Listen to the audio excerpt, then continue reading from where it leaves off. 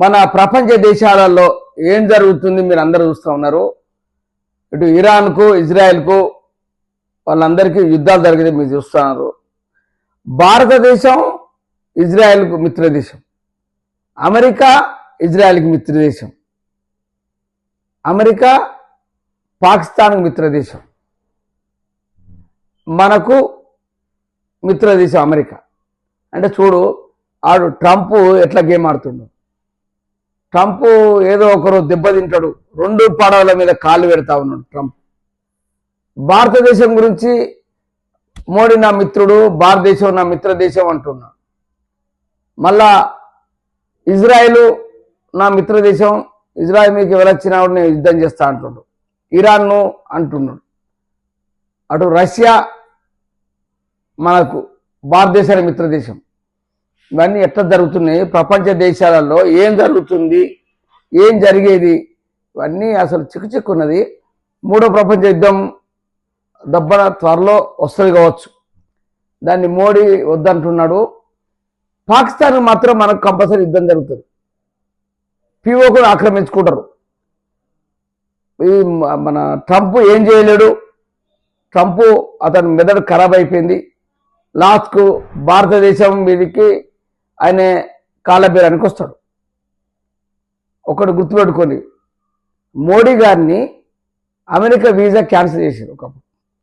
ఈరోజు మోడీ గారిని భయపడతా ఉన్నాడు, బతిలాడుతూ ఉన్నాడు ట్రంప్. మా దేశం నువ్వు ఒకసారి వచ్చిపో అంటే నేను రానిపో అన్నాడు.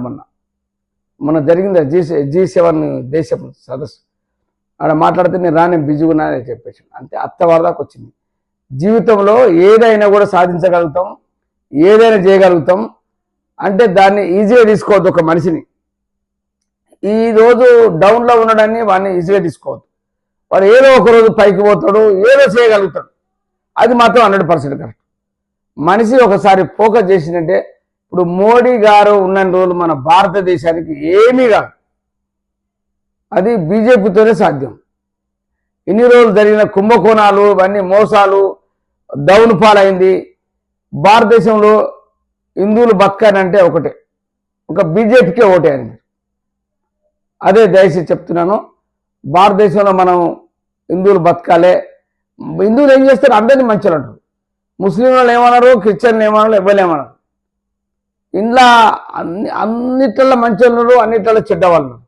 కానీ హిందువులు మాత్రం వాళ్ళు ఎవరిని ఏమనద్దు, అందరు మంచిగా ఉండాలి అని తిండి పెట్టేటోళ్ళంతా హిందువులే.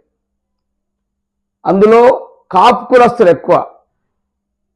వ్యవసాయదానం చేస్తాడు, వ్యవసాయ ఊళ్ళల్లో పోతే భోజనాలు పెడతారు, సాయంత్రం పోతే మందు పోస్తారు, పొద్దున పోతే భోజనం పెడతారు. ఒకటి సిస్టమ్ ఉంటుంది మన కాపు కులంలో. అది ఇదంతా భారతదేశాన్ని మొత్తం తెలుసు. ఇప్పుడు భారతదేశం మొత్తం కాపు కులాల గురించి వాళ్ళు డిస్కస్ చేస్తూ ఉన్నారు.